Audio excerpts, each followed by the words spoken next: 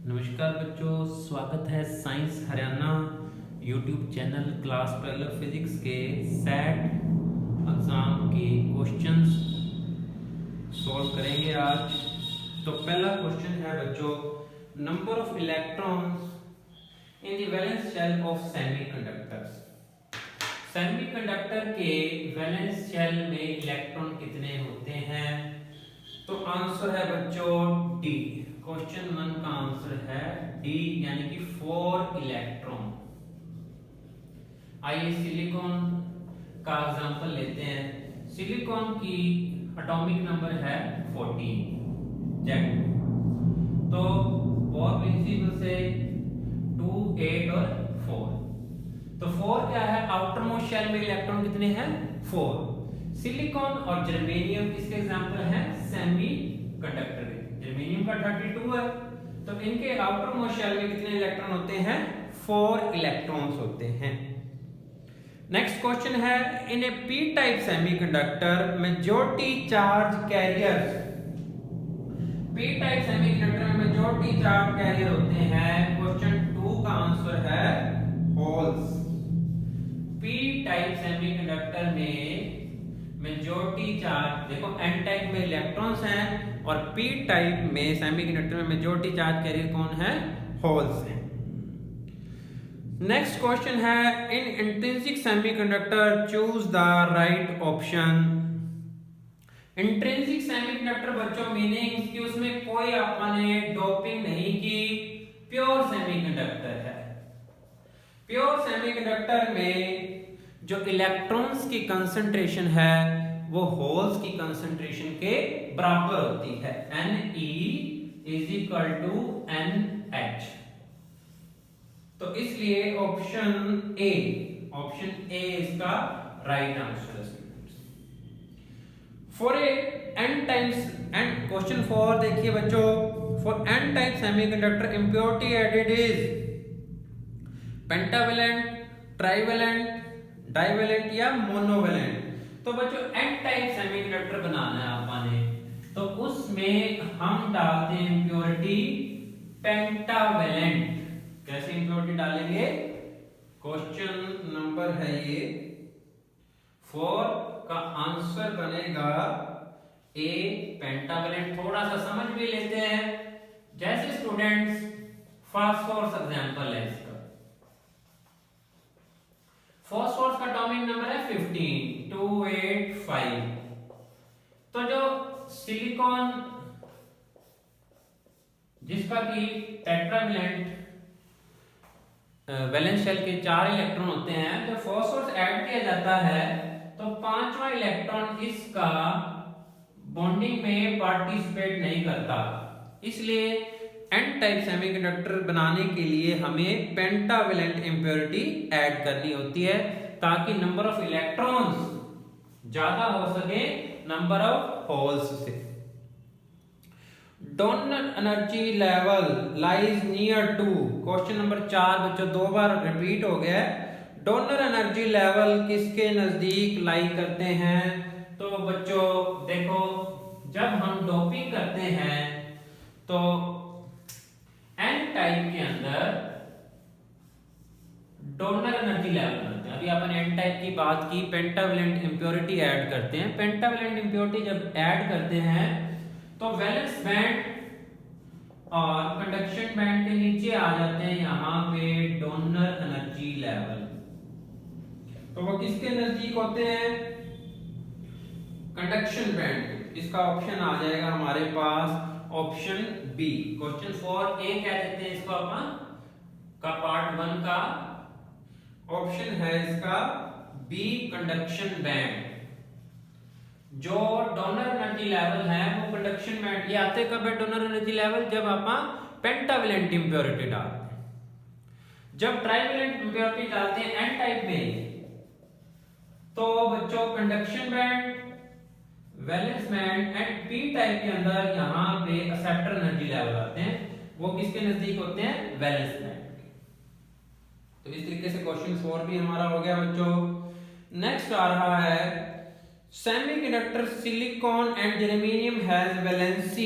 तो बच्चों ये तो सेमीकंडक्टर शुरू होते ही पहले भी ऐसा क्वेश्चन मिलता जुलता आ चुका है कि सेमीकंडक्टर चाहे सिलिकॉन है चाहे जर्मेनियम, उनकी वैलेंसी होती है 4 वैलेंसी होती है बच्चों।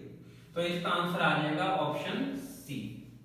क्वेश्चन 5वें का आंसर है ऑप्शन 4 तो होती है वैलेंसी, टेट्रावैलेंट। जैसे अभी मैंने बताया सिलिकॉन 14 है, जर्मेनियम 32 है, तो 2 8 और 4 इनके आउटर मोस्ट शेल में 4 इलेक्ट्रॉन होते हैं, सिलिकॉन और जर्मेनियम दोनों के। पी टाइप सेमीकंडक्टर बनाने के लिए आप किस सब्सटेंस के साथ डोपिंग करेंगे? तो इसमें ऑप्शन है बोरोन, इंडियम, गैलियम या ऑल ऑफ दीज। तो ये बच्चों तीनों ही ट्राइवेलेंट हैं, बोरोन भी, इंडियम भी और गैलियम भी। तो इसलिए इसका ऑप्शन क्वेश्चन 6 का आएगा ऑप्शन डी सही आएगा, ऑल ऑफ दीज। तीनों ही क्या है? ट्राइवेलेंट हैं। नेक्स्ट क्वेश्चन है during reverse bias depletion width को क्या होता है? ड्यूरिंग रिवर्स बायस के दौरान बच्चों वैसे ही बिना बाइसिंग के भी डिप्लीशन विड्थ होती है। ये बच्चों जंक्शन, इसलिए इसको कहते हैं पीएन जंक्शन। जब यहाँ एन टाइप है, अगर ये पी टाइप है तो एन टाइप से एक इलेक्ट्रॉन चला जाएगा तो यहाँ क्या बनेंगे? पॉजिटिव चार्ज आ जाएगा। ये है बच्चों डिप्लीशन विड्थ। क्वेश्चन है रिवर्स बायस करने पर डिप्लीशन विड्थ पर क्या प्रभाव पड़ता है?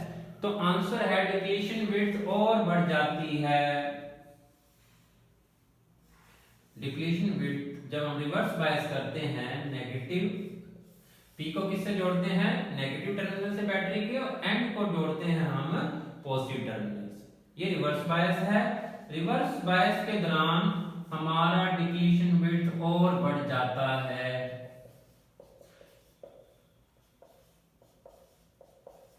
और फॉरवर्ड बायस के दौरान डिप्लीशन विड्थ कम हो जाता है। तो इस तरीके से क्वेश्चन 7 का आंसर बनेगा B, option B depletion width. ये डिप्लीशन विड्थ यानी चौड़ाई होती है, डिप्लीशन विड्थ बढ़ गई है रिवर्स बायसिंग करने पर। During forward bias current in diode is mainly due to. देखो बच्चों जो फॉरवर्ड बायसिंग के अंदर जो करंट होता है मेनली मेजॉरिटी चार्ज कैरियर के कारण होता है। तो क्वेश्चन 8 का आंसर बनेगा हमारा option A, majority charge career. जो और ड्यूरिंग रिवर्स बायस करंट जो होता है मेनली माइनॉरिटी चार्ज कैरियर के अंदर होता है और वो होता है माइक्रो एम्पियर। लेकिन फॉरवर्ड बायसिंग के दौरान जो करंट है वो मेजॉरिटी चार्ज कैरियर के कारण है, इसलिए जो करंट है ये मिली एम्पियर में होता है। फॉरवर्ड बायसिंग में करंट मिली एम्पियर में होता है और रिवर्स बायसिंग में करंट जो होता है वो माइक्रो एम्पियर के कारण होता है। माइक्रो एम्पियर होता है कारण माइक्रो एम्पियर मिनियोरिटी चार्ज कैरियर के कारण। तो बच्चों चेक करना जरूर, इन क्वेश्चंस के आंसर आपको मिल जाएंगे sciencehariana.com पर भी, और साथ में डिस्क्रिप्शन बॉक्स में भी दोनों लिंक शेयर करूंगा, क्वेश्चंस के भी और साथ में आंसर वाला जो बनेगा अलग से लिंक, उसके भी मैं थोड़ा एक्सप्लेनेशन के साथ लिख के आपको शेयर कर दूंगा। तो which is used to regulate voltage in circuit? Question number 9। Circuit के अंदर वोल्टेज रेगुलेट करने काम आता है ज़ीनर डायोड। क्या काम आता है बच्चों? ज़ीनर डायोड। ज़ीनर डायोड का लगे आप थोड़ा सा सिंबल ध्यान कर लो, और ये हमेशा सर्किट में रिवर्स बायस में यूज होता है और ब्रेक डाउन रीजन में यूज होता है। बच्चों अच्छे ढंग से तैयारी के लिए आपको टेस्ट देना बहुत ज़रूरी है। अपने आप को चेक करना तैयारी से पहले कि मैं कितने को तैयारी है मेरी। तो इस चीज़ के लिए बच्चों sciencehariana.com आप 9th 10th +1 +2 साइंस का लगभग हर टेस्ट क्वेश्चन आंसर और उनका यूट्यूब सॉल्यूशन आपको मिलता रहेगा, इसलिए जुड़े रहें sciencehariana.com के साथ और यूट्यूब चैनल भी सब्सक्राइब कर लें बच्चों।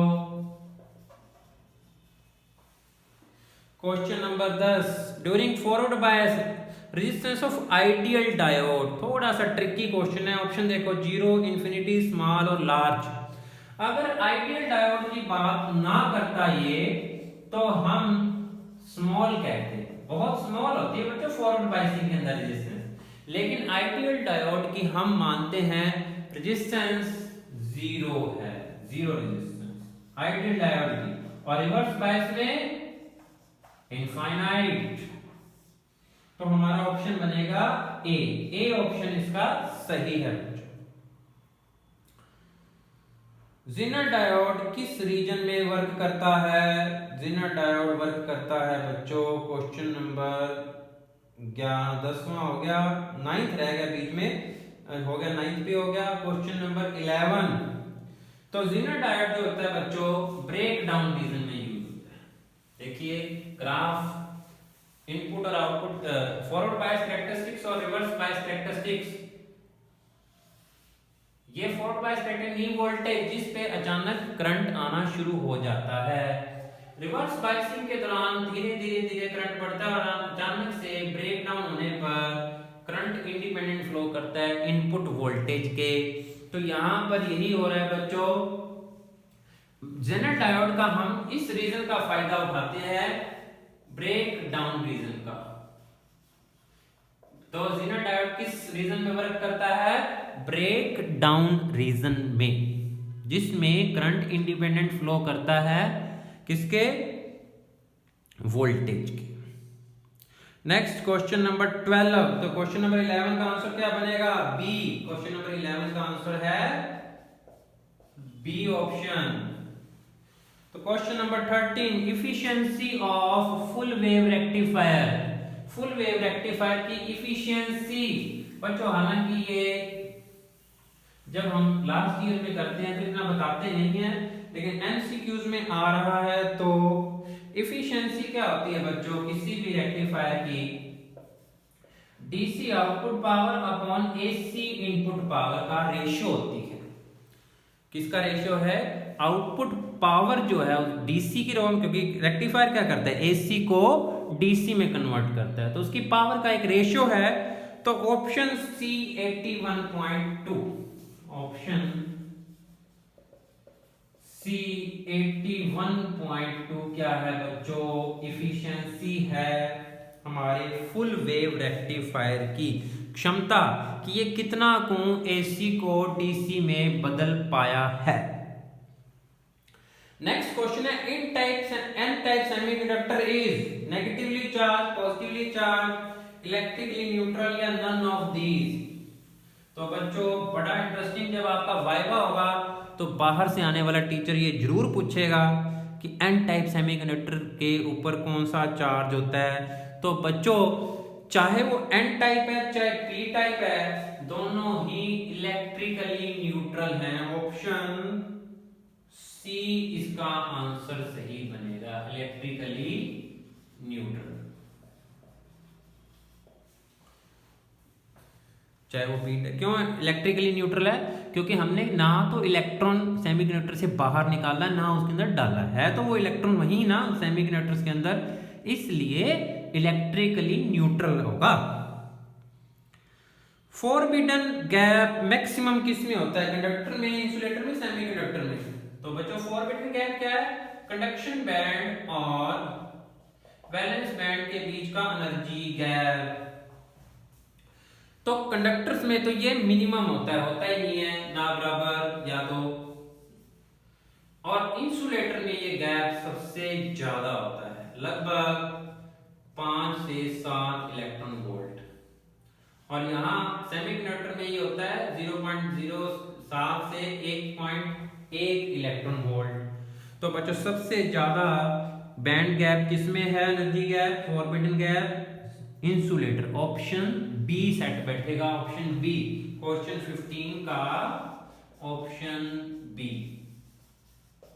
ये तीनों देख लो दोबारा बच्चों, इंसुलेटर का बैंड गैप सबसे ज्यादा, इसलिए तो वो इंसुलेटर है, क्योंकि इलेक्ट्रॉन वैलेंस बैंड से निकल के कंडक्शन बैंड में पहुंच ही नहीं पा रहा। हम जितनी मर्जी एनर्जी दे दें, इलेक्ट्रॉन वैलेंस बैंड से निकल के कहां नहीं पहुंच पा रहा, कंडक्शन बैंड में। इसलिए इंसुलेटर पुअर कंडक्टर होते हैं इलेक्ट्रिसिटी के। नेक्स्ट क्वेश्चन देखो बच्चों, 0 केल्विन पर सेमीकंडक्टर किसकी तरह बिहेव करते हैं? ऑप्शन बी आंसर आ जाएगा 16th का, इंसुलेटर की तरह। किसकी तरह? क्यों? क्योंकि इतनी एनर्जी मिल ही नहीं पाती 0 केल्विन पर कि इलेक्ट्रॉन वैलेंस बैंड से निकल के कंडक्शन बैंड में आ पाए। इसलिए जो इंसुलेटर की तरह बिहेव करने लग जाता है एक सेमीकंडक्टर एट 0 केल्विन या low temperature. Next question, example of semiconductor. यहां थोड़ा सा बच्चों कंफ्यूज किया हुआ है, silicon germanium both A and B या एल्यूमिनियम, तो इसमें ऑप्शन सी आंसर आएगा, both A and B. Silicon भी सेमीकंडक्टर है और जर्मेनियम भी सेमीकंडक्टर है, तो थोड़ा सा ना यहाँ आपकी कंसंट्रेशन चेक होती है। कई बच्चे क्या होंगे, सिलिकॉन देखते ही सिलिकॉन पर टिक मार्क कर देंगे। बच्चों चारों ऑप्शन ध्यान से देखना जरूरी है कि कहीं कहीं अपने को थोड़ा कंफ्यूज तो नहीं कर रखा। रिपल फैक्टर मैक्सिमम किस में होते हैं? रिपल बच्चों हमारा रेक्टिफायर जो है ना, एसी को बहुत बढ़िया डीसी में नहीं कन्वर्ट कर पाता। हाफ वेव रेक्टिफायर में आउटपुट कुछ ऐसी होती है और फुल वेव की आउटपुट कुछ ऐसी होती है।